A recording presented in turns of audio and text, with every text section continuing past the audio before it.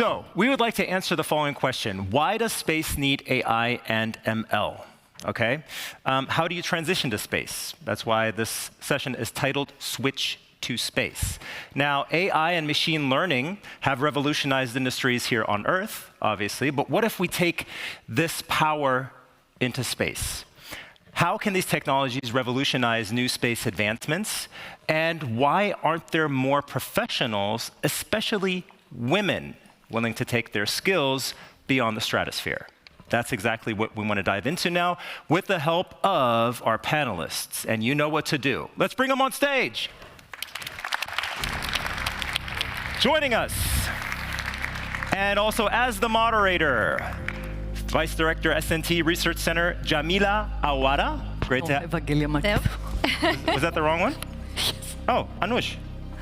Evangelia, I'm sorry. Evangelia Markidou, Head of Sector Excellence in AI and Robotics, European AI Office, European Commission. Also with us is Djamila Aouada. Then joining us, the Manager, Data-Driven Transformation, SES, Maikel V. Also with us, the Director, Luxembourg Tech School, Anush Manukyan, and the Chief Architect, Data AI, Edge Computing, Thales Alenia Space, Nicolas Maillot. And also joining us, he's been here on stage before, Guillaume Delabrosse. So, please take it away. Thanks a lot, Chris. Thank you. And welcome to this last but not least exciting panel where we will look into the transformative impact of AI and machine learning in the space sector. As these technologies evolve rapidly, the space industry stands to benefit in countless ways, from accelerating prototype development and satellite data analysis to enhancing mission simulations and space exploration. Today, our expert panelists will explore how AI is transforming the space technology and the space sector in general, drives operational efficiencies, and can unlock also new possibilities for the future of space.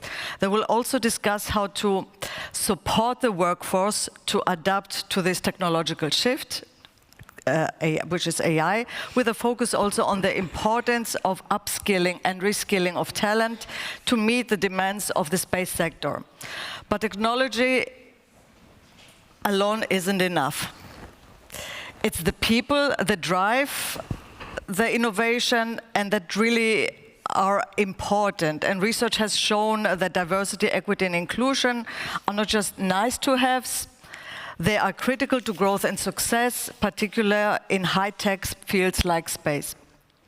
So diverse teams with varied perspectives and experiences are more effective at solving complex problems and generating innovative ideas. Organizations that embrace diversity tend to outperform their peers. Studies also are showing this because they end up with more creative and better decision-making teams. So now, fostering diversity is not just about fairness, it's about leveraging the full potential of human creativity and talent, and the space sector continues, as the space sector continues to evolve, as we saw it also today in the various panels and discussions. It is very critical that women and underrepresented groups are encouraged to join and thrive in this field. So by creating inclusive environments where all voices are heard, the space industry can ensure it remains at the forefront of technological advancements while also driving the future of space exploration. So our panelists will share their insights on how the space industry is working to promote diversity and ensure the sector is accessible to everyone. They will also discuss how to transition into space, the skills needed for that, and also how to create the next generation of space innovators, and of course the pivotal role that AI plays in this transition. So let me introduce the panel. We have, well, I don't have it in the same role that we have there on the go. Djamila. Djamila Aouada is the acting vice director at the University of Luxembourg's Interdisciplinary Center for Security, Reliability and Trust, SNT. As the founder of the CVI2 research group, she leads a team of researchers at the forefront of computer vision and AI.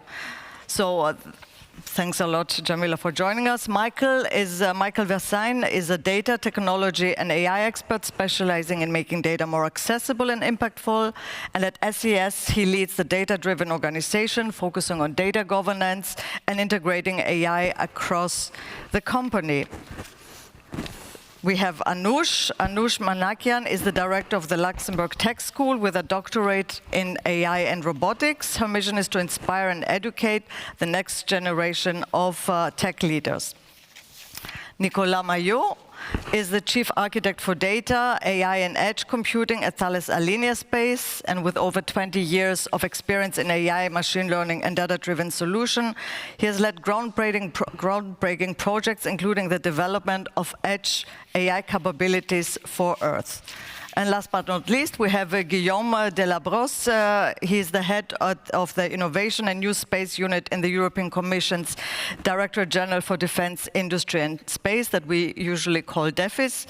With extensive experience in European defense and space policy, including his time at the European Defence Agency, Guillaume brings also a wealth of expertise in security, defense and space. So let's kick off the discussion with Djamila. Djamila, your extensive work in computer vision and machine learning has had significant impacts on various fields. Maybe you would like to share with us your expertise in how AI has helped you transition into the space sector, and how AI-driven technologies like computer vision, in your case, help to advance autonomous systems in space exploration. Mm-hmm. Well, thank you, Evangelia. To explain a bit my background, so I have a PhD in computer vision, in AI, working on developing the technology, so more research fundamentals, but also collaborating with different industrial sectors, so various fields of application in healthcare and security, access control, but more for, let's say, terrestrial applications. The transition to space, I would say more the extending my work and background into space came through first industrial partner who approached me and my team, basically asking for bringing computer vision and AI to their systems. Why? In order to bring autonomy to space situational awareness for in-orbit servicing applications. So that was the start of it, and from there, basically, we expanded our activities, space activities, with more and more partners, where we sensed and touched firsthand that space needs this type of background, and it's not necessarily in the space community. So the space community is naturally expanding and bringing different skills. And one thing, if I may add, that the first partner came and said to me is that space is a very, very collaborative field. And this is how I basically jumped into it, to collaborate with different partners. So how does that work, the collaboration, and what challenges did you face, from going from one area to the other? That's a good question. So obviously, it's not bringing AI to space is not as easy as that. It's not building or developing solutions for terrestrial and shifting them that easily. There are challenges that are very specific to space. The first thing that comes to mind is the environment. The environment in space, and we talk about vision, computer vision means cameras, where we have extreme lighting conditions, radiations, and all that changes the behavior and the nature of the data, which means that our models, AI models, don't act and don't perform the same way. So there is a need to adapt all that. Well, there are other challenges related to size of our AI models. And I think Nicolas will mention a bit of that. So edge AI has all its place in space, and there is a need to develop this type of solution. So these are some examples where we need to adapt the solutions that we build for terrestrial applications to space application. Thanks a lot, Djamila. Maybe Nicolas, since you mentioned him and working at Thales Alenia Space, you are very participated in quite groundbreaking kind of also research projects, and you also kind of transitioned more into the kind of space sector. Maybe you can give us one or two examples, where you really use AI and machine learning to really improve and increase also efficiency in the space sector. Yeah, sure. Thank you for the introduction. So yeah, I can provide a couple of examples. One that I liked a lot and I have been working on for the past two years is the future SES satellite, which will be an hyperspectral satellite, so meaning that the light spectrum is divided into 255 bands, so that's a lot. It takes a huge amount of information to go back to Earth. And this is where AI can help by compressing optimally the multispectral, hyperspectral image. For example, when clouds are detected, there is a strong compression of the image that is applied so that the image is much smaller, up to a factor 8 or 10, something like this, and then it is much easier to transmit to the ground. So it optimizes the system usage, the speed also of the transmission of the data, and in the end we can capture better data for the scientists in the end. So very concrete application, very pragmatic and very useful in the end, optimizing the system. Okay, one example. We extend it also to, we have tried to extend the SHINE mission above the oceans to detect oil spill, plastic debris, etc. Here again, we preserve the important information so that it can be quantified and studied in a better way. So it is the SHINE example. Another example that I can cite, AI is very useful for the optimization of the behavior of constellations.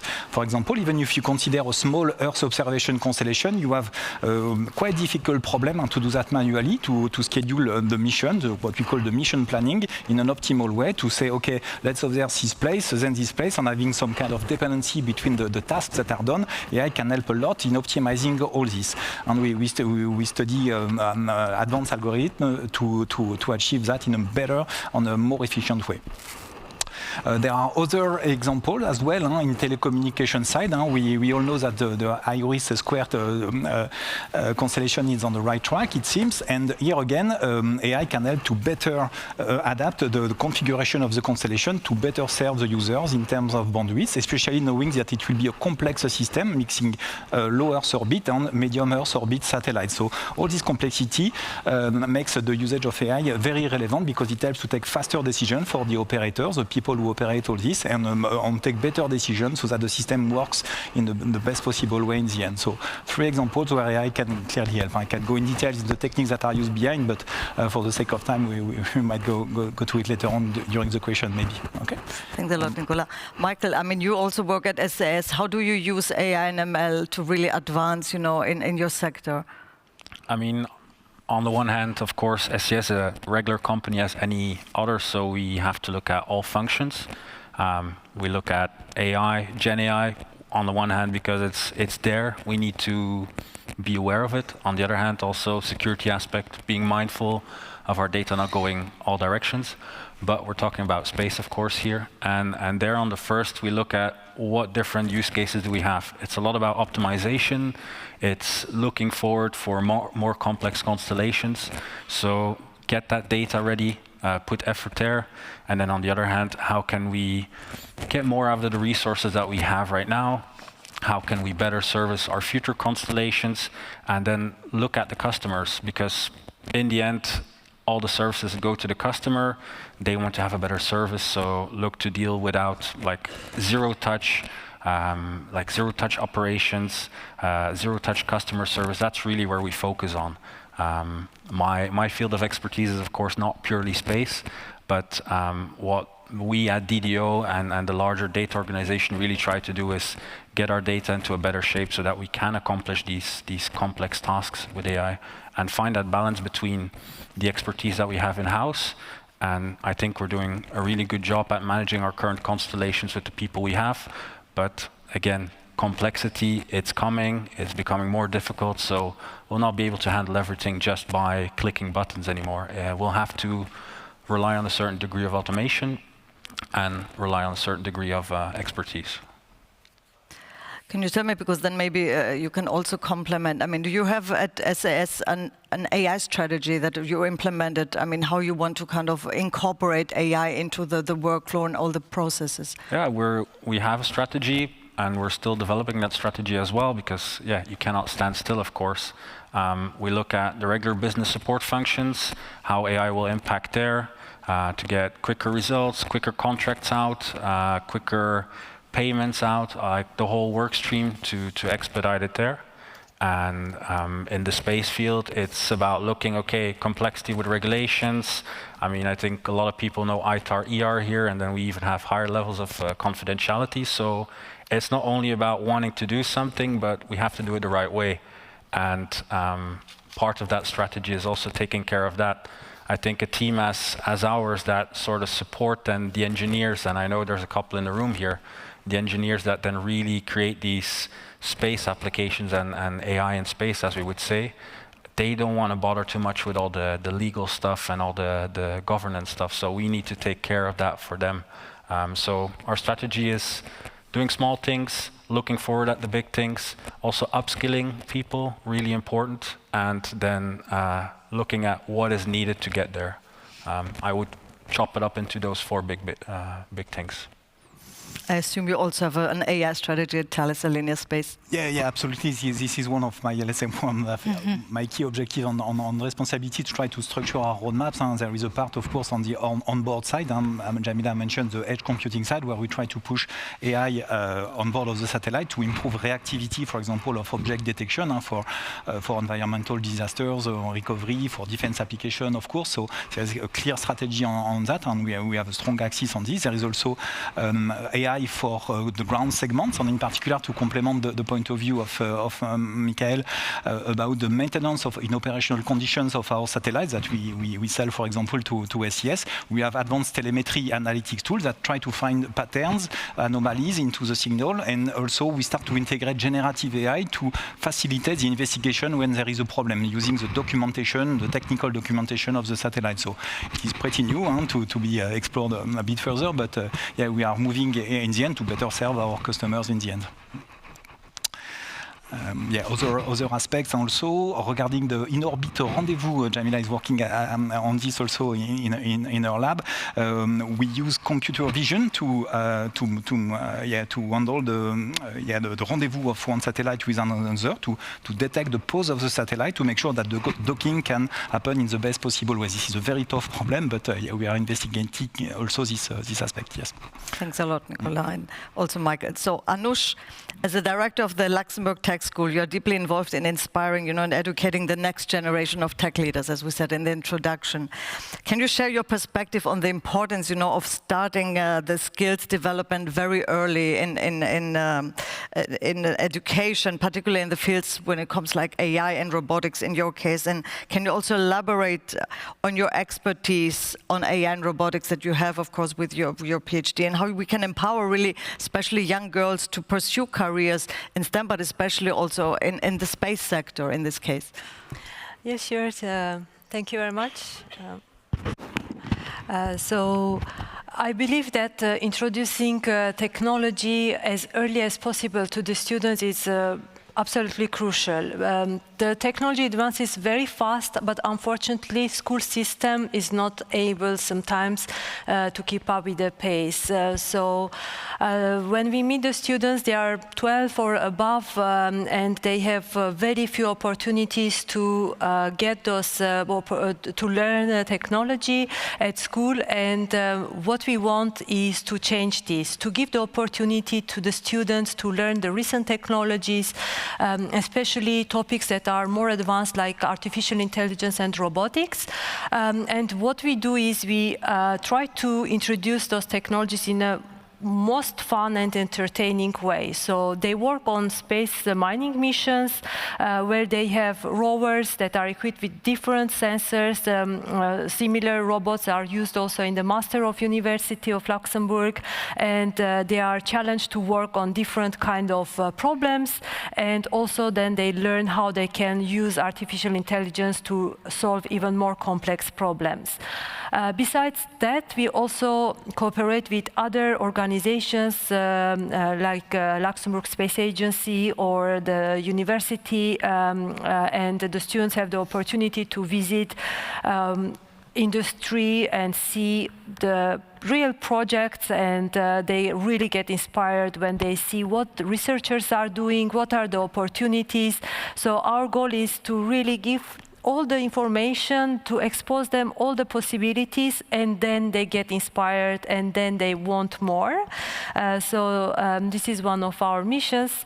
Regarding how we can inspire more girls, I would say at this age is not that difficult because they are still exploring. So once they get something that seems interesting and exciting, then they really get into it. They really want to learn more. So our way is just to show that technology is really fun and it can be not so difficult. So you just need to learn and spend a little bit more time. And yes, as they get older, the challenge becomes more difficult because they start to have different interests.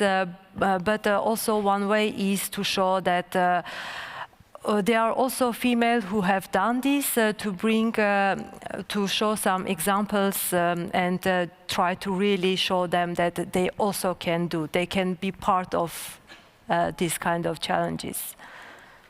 Building upon that, how important is it to have role models like you just described? You know, if you have like female role models, do you have kind of facts or statistics, you know, how it kind of impacts also the girls that are kind of attending your school but really are pursuing a STEM career?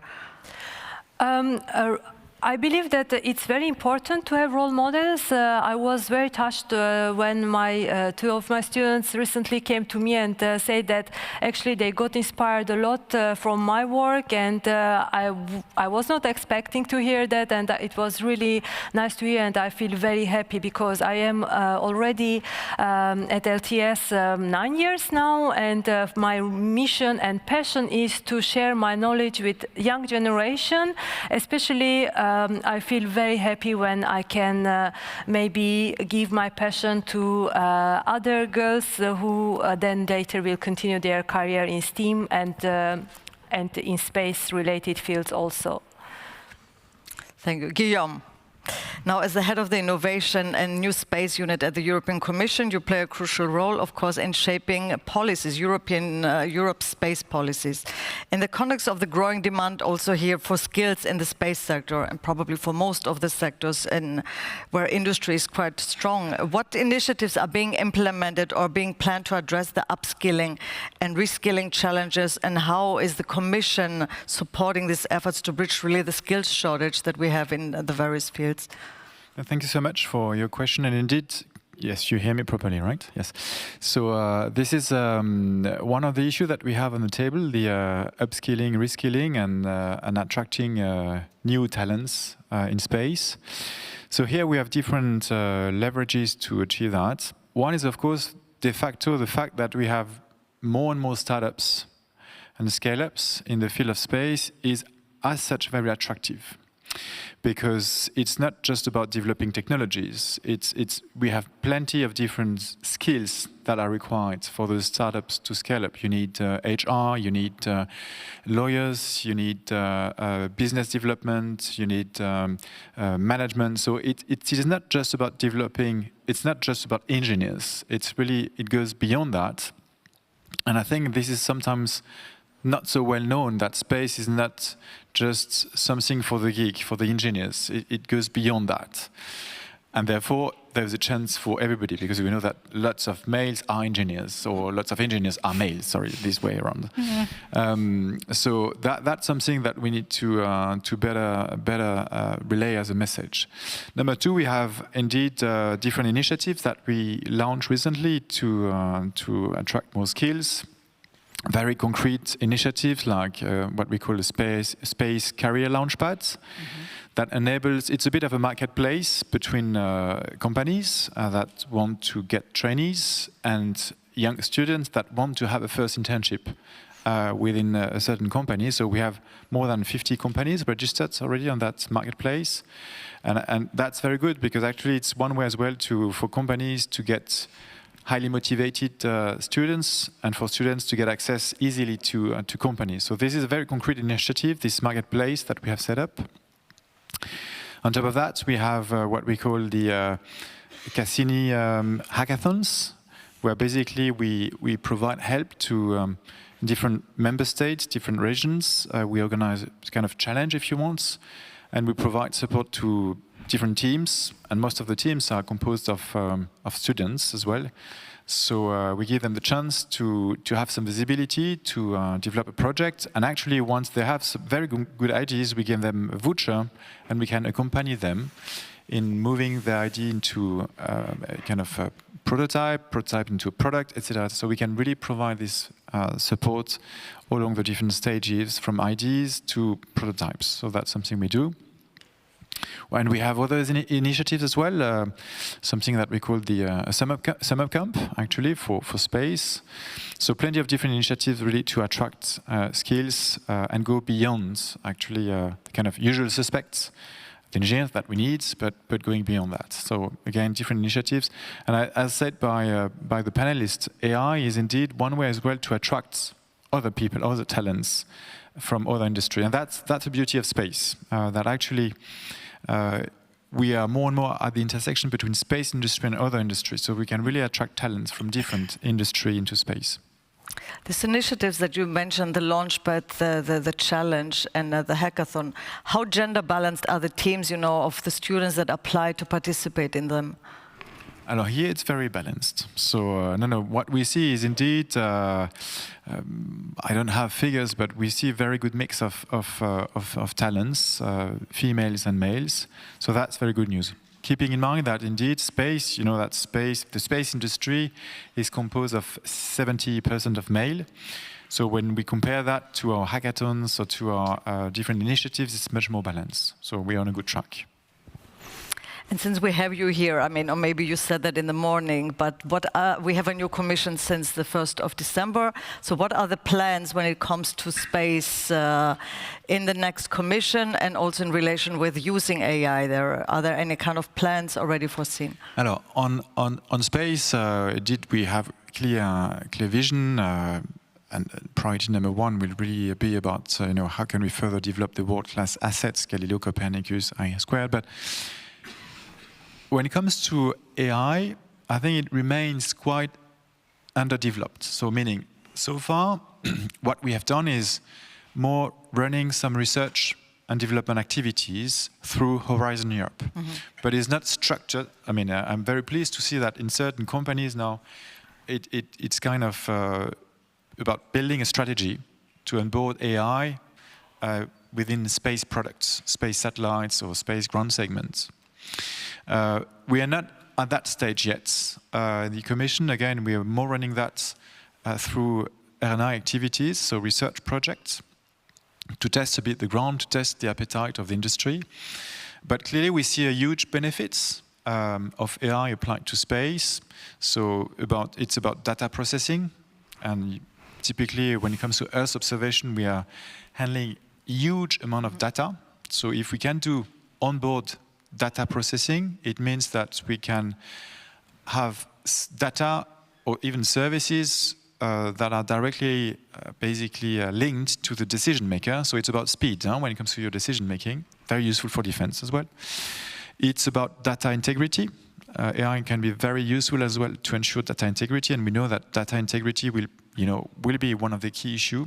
If we want space to very much support of the industry or the policy, we need to ensure that the data is indeed fully reliable. So that's something that AI can certainly unlock. And then it was mentioned as well by Djamila, everything that's related to in-space operations and services, which is one of the priority of the Commission for the upcoming years. All these docking, rendezvous operations, of course, here you need AI. So clearly this is something that we need to develop. So gradually, I think we will move from kind of research and development to kind of elevate a bit the level of maturity of our industry to something that is more structured and that will be much more systematically addressed when we will be designing satellites in the future for our EU-owned satellites. Okay. Yeah, if I may complete what I've been said, and which I totally in line with what I've been said, is that it is very important to understand there is no silver bullet regarding AI. There is no single AI technique that can be used everywhere that solves all the space problem, let's say, by magic. That does not exist. And to be very clear, we have to be very, let's say, specific to the right technique at the right place to create the right value for the users. AI is not an end in itself. It has to be used pragmatically, well integrated. There is also a very strong intersection with software development and software engineering techniques that are key and that remain a very, very important skill. So we need to develop and improve into all that together to make sure that we create value, improve our space system overall. So this is really important to understand that. If I can add to it, what is specific to AI in space is me, who has worked and working on other applications, that it's relative slower. So things are not immediately deployable. So there is this whole methodology to actually do it baby steps to go towards space deployment and space application. So that all by itself is work that needs to be sped up to reach full integration. Yeah, that's absolutely true. The aerospace industry as a whole, I'm thinking about Airbus, for example, with manufacturing aircraft, trying to put a bit of AI on there. They have, of course, strong security concerns, obviously. On the space industry, it's slightly different, but it is also critical system that cannot fail in the end. This is why we, Thales Group, are investing massively into what we call trustworthy AI. It was announced earlier this year about the Cortex organization, where we have gathered several hundreds of experts developing trustworthy AI techniques to make sure that we can integrate them into critical systems in a safe way. So this is a key question that is not very well covered actually by other players in the AI industry, and this is a very specific, let's say, positioning, and we need to be very strong at that. And I think we have the good, let's say, good option there for the European industry, aerospace industry in general. I mean, in that sense, I mean, it's important, as you said earlier, that you have an AI strategy, and you just said a little bit. I don't think you can just a little bit implement or incorporate AI into a kind of a company or in a process. So you have to really kind of think it through. Who sits usually around the table in your kind of organizations when you think through this kind of AI strategy? How that it's also part of being inclusive, that the workforce is also on board, that everybody has the skills, diversity, as we said, incorporates and contributes to innovation. How inclusive is the team when they discuss actually and design this kind of AI strategy? It's a question to all of you. I can take. Yes? I think pretty inclusive. I mean, we have, of course, CTO, technical side, for sure. We have great, and in this case, we have great women experts on AI in the company, and they are often the first voice in guiding us. These are the big rock items. We have it in software development. We have it also in space procurement. So they're definitely on board as well. Then my side of the table, data. And then we also look at legal, regulatory, because we know the EU AI Act will be there. We will have to conform to a certain extent. So these people come together, and the CEO is also on board with that. So that's sort of the group.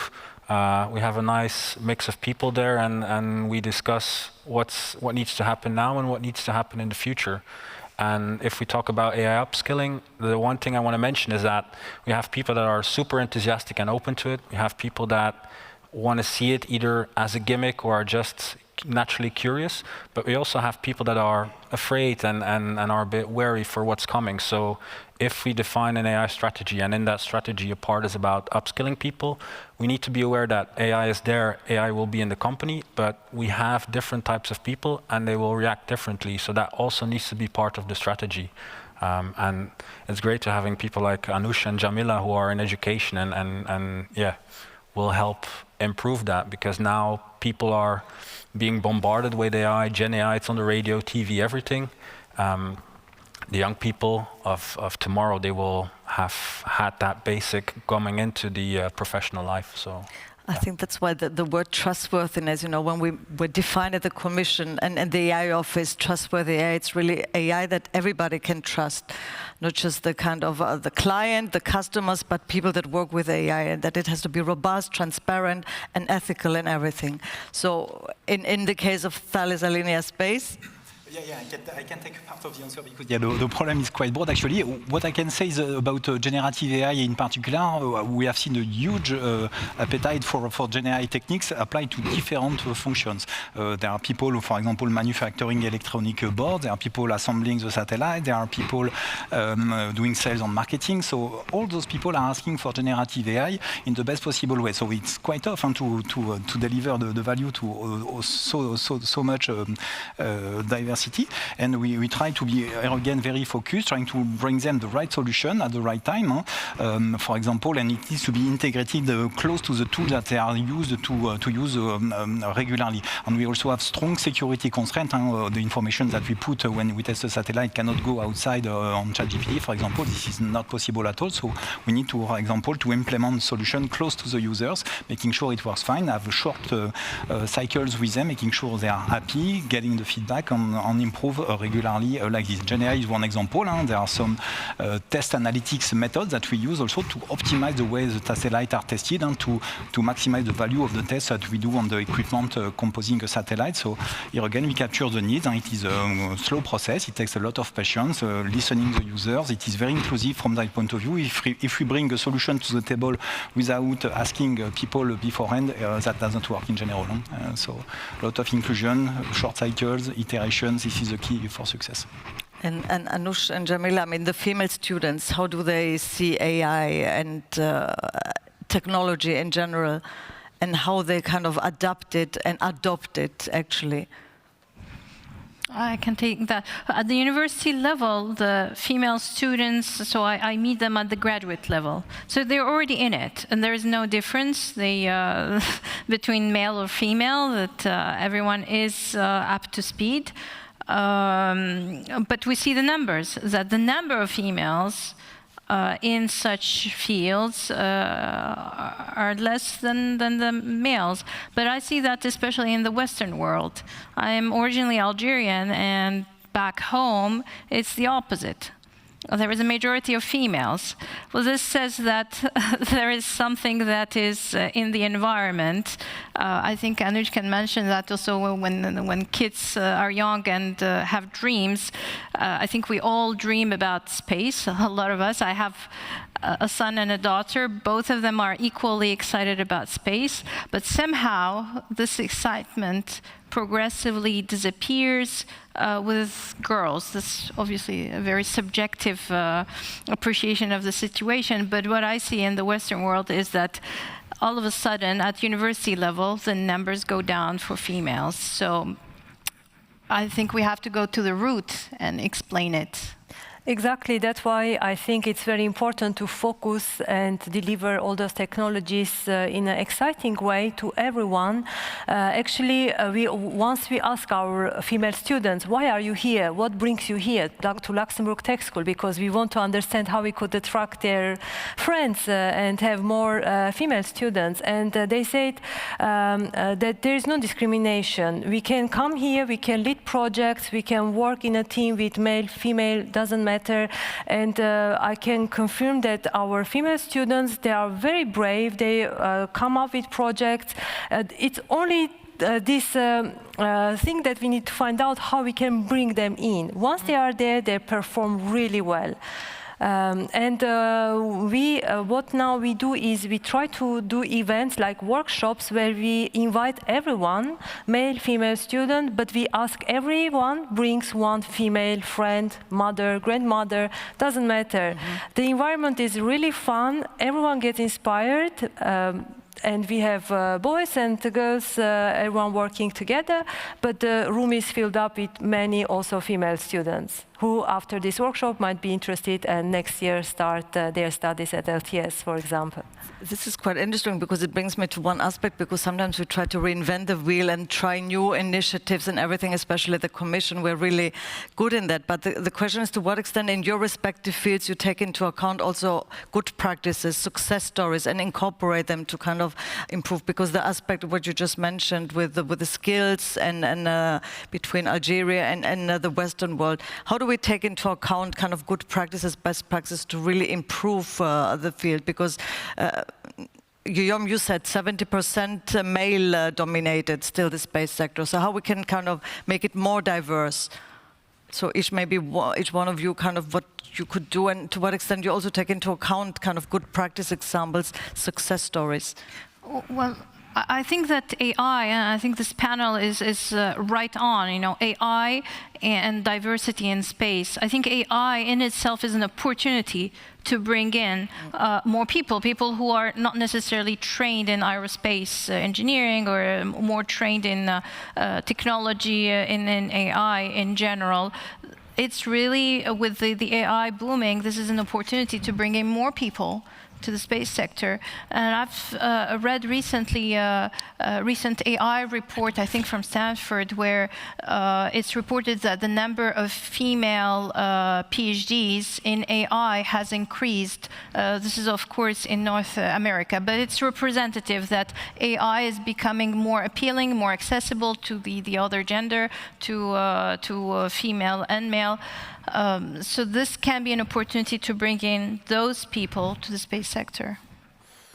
I think for us, it's about having people go to schools, educate. I have a colleague who has been teaching the last 5 years, and we're taking interns.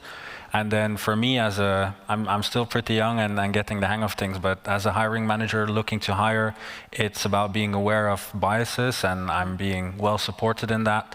It's about writing a good job description, which is inclusive enough and not just purely hard facts, because often that's not what I'm looking for. I'm looking for the right person.